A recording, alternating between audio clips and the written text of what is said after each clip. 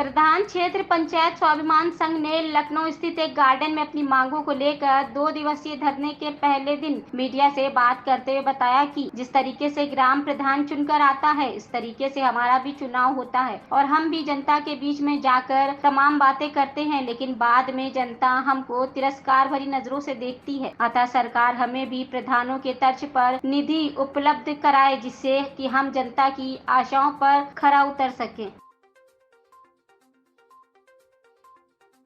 स्वाभिमान संघ की आज यहाँ पर 1 दिवसीय धरना प्रदर्शन है और ज्ञापन दिया जाएगा। क्या कुछ प्रमुख मांगे हैं आपके संघ की?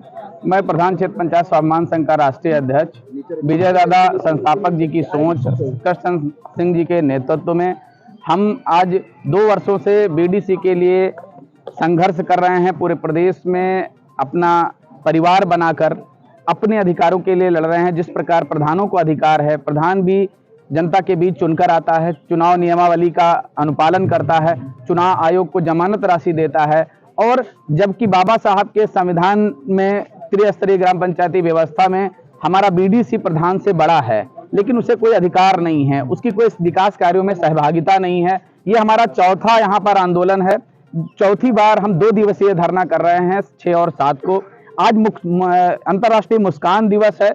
मुझे आशा है उत्तर प्रदेश सरकार से कि 2 साल के संघर्ष के बाद जो हमें प्राप्त हुआ है, माननीय यशस्वी, सब दिलों की धड़कन है उत्तर प्रदेश के माननीय यशस्वी मुख्यमंत्री जी ने 3 अधिकार मुझे दिए हैं। अब की बार का जो हमारा ये आंदोलन है, वो उनके द्वारा जो जियो दिए गए, जो अधिकार दिए गए हैं, उन्हें धरातल पर लागू करने से संबंधित है।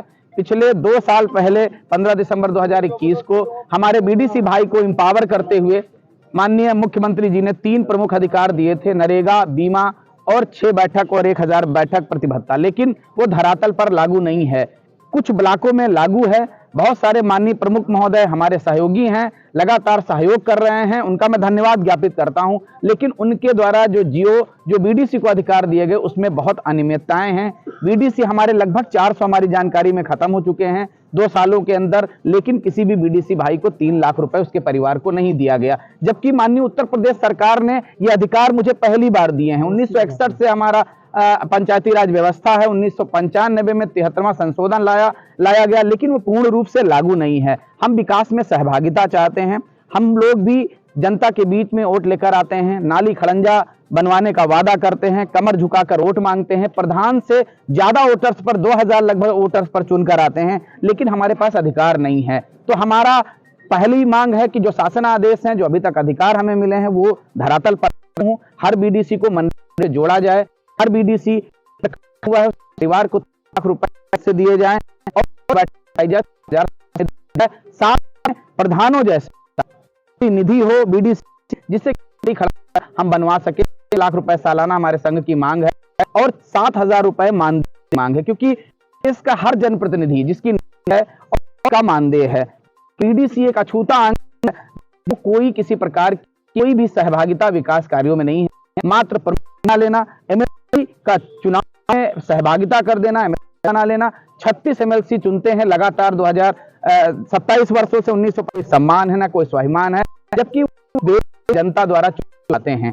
संगठन पूर्ण रूप से गैर राजनीतिक है। हम किसी को विरोध नहीं कर रहे हैं, किसी का समर्थन नहीं कर रहे हैं। हमारा 80,000 बीडीसी है उत्तर प्रदेश में, शोषित और वंचित है।